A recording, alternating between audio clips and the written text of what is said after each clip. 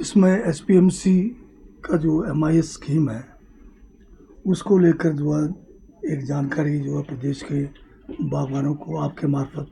देना चाहता हूँ। जो एमआईएस की जो स्कीम है इसमें अभी तक हम जो है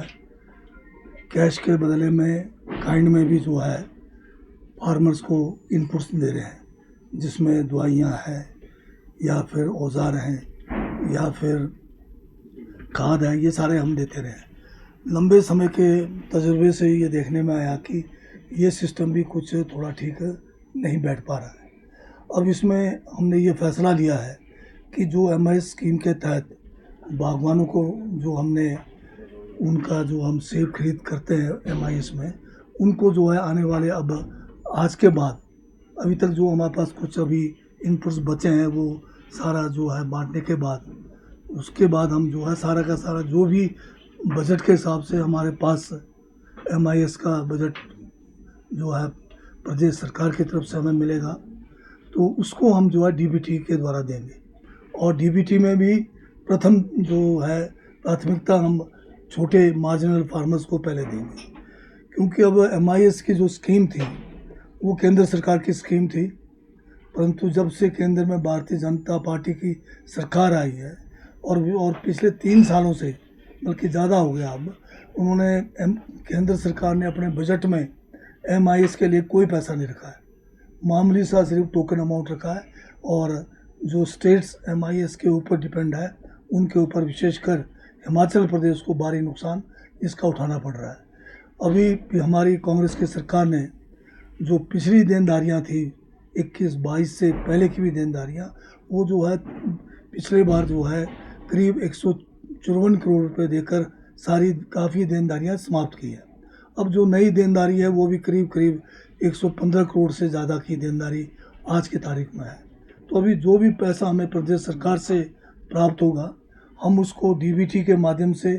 छोटे फार्मर से शुरू करते हुए हम अपने बागवानों को देंगे, चाहे वो सेब के बागवान है, चाहे हमारे नींबू प्रजाति के निचले क्षेत्र के बागवान जो एमआईएस के तहत जिन्होंने अपने फल एसपीएमसी को दिया है उसको हम शुरू करेंगे। ये मैं आपके माध्यम से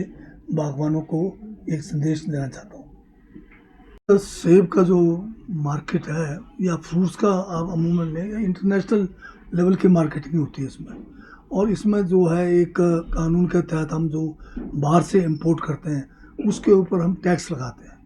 और टैक्स इतना लगाते हैं ताकि वहाँ से ज़्यादा माल इधर ना आ पाए और हमारा जो डोमेस्टिक प्रोडक्शन है उसके साथ उसका जो है कंपटीशन ना हो। परंतु आप जानते हैं कि भाजपा की सरकार बोलती कुछ है करती कुछ है। अब मोदी जी जब हिमाचल में आए और अपने चुनाव में बार बार सेब की तारीफ करते रहे और कहा कि इंपोर्ट ड्यूटी उस समय 75% था, बढ़ा के 100% करेंगे, परंतु इनके अपने शासनकाल में 100% तो क्या होना था, जो 75 था उसको इन्होंने घटाकर 50 पे लाया। और अभी हाल में जो है एक बड़ा शौक जो बागवानों को दिया वो 25% पे जो है न्यूजीलैंड के साथ इन्होंने करार कर दिया है। और अभी फिर एक कहते हैं कि इन्होंने बहुत बड़ा डील कर दिया जिसको कहते हैं बड़ा मतलब एक मदर ऑफ ऑल क्या कहते हैं एग्रीमेंट्स, उसमें भी हमें मार खिला दिया है। अब जो यूरोपियन यूनियन के साथ एग्रीमेंट हुआ है, अब उनका सेब भी यहाँ पर जो है बहुत कम इंपोर्ट ड्यूटी पे आएगा, अब